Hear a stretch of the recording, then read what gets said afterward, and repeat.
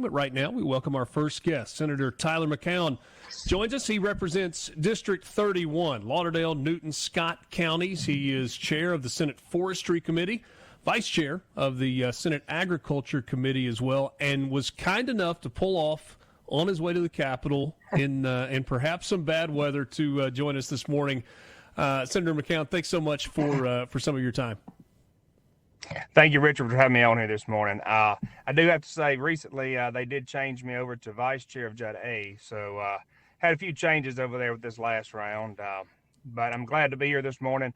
You know, if you're out there on the interstate headed in towards Jackson, just know that there's a bit of a wreck on the interstate and it's a little backed up. So be prepared for that this morning. Just for public service announcement, where on the interstate are we talking about? It's going to be on the east side of Airport Road there on I-20. Okay, so heads up, if you're on I-20 this morning, east side of Airport Road, making your way into Jackson, slow down, and your progress is probably going to be slowed down just a little bit as well. Let's jump in and talk a little bit about what's going on in the Senate right now, and let's start with the DEI bill. You've got the House bill, you've got the Senate bill. This is one that's been talked about a lot. Waste that is going to colleges and universities and other institutions that's focused on diversity, equity, inclusion. The way that this bill was written and you and your colleagues kind of tackled this issue is interesting to me, because it's not just eliminating some of these positions, but focused on putting some policies in place to make sure that everybody is taken care of and has a fair shot. Am I reading that the right way? You're absolutely reading it right there. And as a whole, I'm going to say that Senator Boyd, who led with filing that bill and was gracious enough to allow several of us to join on and help move that fight forward, has done a great job of researching that over the last year. You know, she's our universities and colleges chair. She has been in depth with that, researching it for the last year, and we've all been able to come together and get a pretty good product that we believe is going to move forward our public universities and community colleges.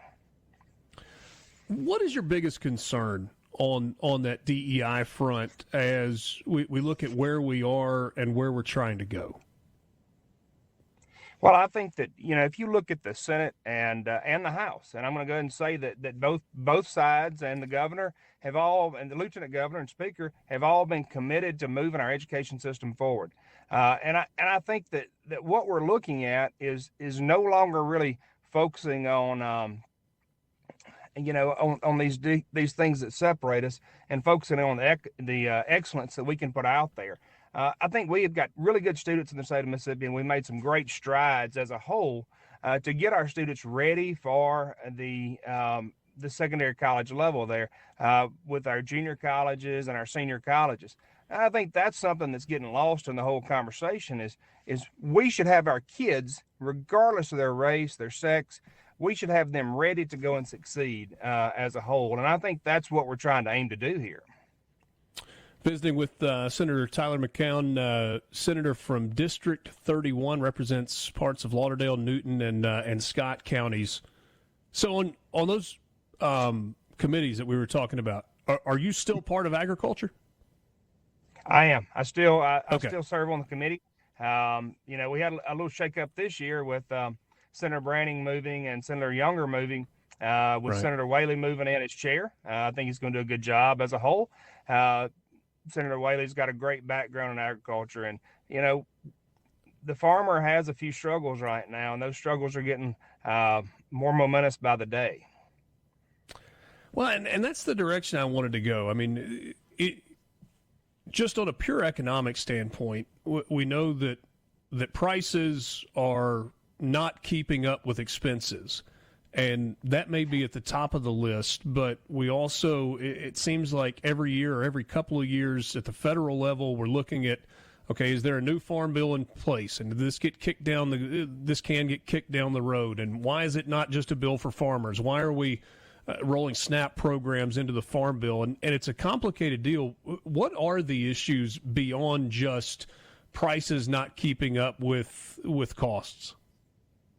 Well, I think you're seeing as a whole, farming is not necessarily what people go into now. You know, we're encouraging kids to go and get these degrees, the professional degrees and what have you. And I can say this, I mean, I've got a law degree myself, but my dad and I still have a cattle farm, and I'm committed to keep that cattle farm going and have it there for the next generation. You know, I've got a 1-year-old now, and I want to be sure that he grows up on the farm and at least appreciates, you know, the food supply that's out there. That's what's concerning to me is we don't have the kids going into an 18, 19-year-old wanting to go into farming now. The amount that it would cost just to either lease the land and acquire the equipment and to get started in the business as a whole is substantial. And now we've got our banks that are starting to the point where they don't want to lend the money because they know that the output of this product is not necessarily going to cash flow. So yeah. I think we're at a point where it's questionable what we're going to do. And well, what we're forgetting is, hey, your food doesn't just come from the grocery store. And as a whole, you know, there's a whole group out there that still thinks, well, you know, that cow, that steak came from the grocery store. It didn't come from the cow that was raised by the farmer who was out there in 5-degree weather or 10-degree weather, or like our last cold snap, pulling that calf and making sure that they were all fed. You know, it's a commitment. When you have any animal and you are there to committed to take care of them, then you're going to be out there making sure that they get taken care of. Yeah. We know that so much of the support that farmers get comes from federal dollars. What can be done at the state level to help specifically Mississippi farmers? I wish I had the easy answer there. You know, I think as a whole, our eventual goal should be having the farms self-sufficient and not relying on any governmental assistance, but we're not there yet. You know, I think we should be aiming for a time whenever the output actually, you know, compensates the farmers for their time, for the land use. You know, last year we had the foreign ownership bill that came through where we were trying to be sure that Mississippi farmland did not get gobbled up in some foreign investment. Right. I think we came a long way with that. That's hard to regulate. It's hard to regulate for sure. I think that we're doing the best we can with the regulations that are out there. And I've actually, you know, it's kind of calmed down as far as what you're hearing right now, but I'm anxious to see the reports from the first round of regulation after that bill's passage. And that's such a complicated issue because if I'm a landowner and I have struggled from a farm standpoint and the biggest asset that I have is the dirt that I own, and I say, you know what, I need to be free and clear when this is all said and done. It's time to step away from the farming business. I'm going to sell all my equipment. What do I have left? How do I make myself whole? Well, I want to sell the land. What do I want to do? I want to get the best price for it. And if you've got an entity that might have foreign ties that is willing to pay you 30 or 50 or 100% more than what another local farmer could pay for it, it's hard to say to that person that owns the land, no, you can't sell it to them. I appreciate you going on that route because I'm going to tell you outright, I'm a private property rights person the whole way through. Mm-hmm. You know, I've watched the farmers. I've watched my dad be out there and struggle with that land and make sure that it's taken care of. The fences are up. And at the end of the day, I think that if you want to go and you want to sell your land to anybody but a foreign adversary, we have no problem with that. I think it's very much a balancing act to say that our foreign adversaries should not be buying land here in Mississippi and positioning themselves strategically in our areas. I think on top of that, you've got some questions as to what about the alternative sources. You're hearing a lot of solar farms going in and the leases that are going in there.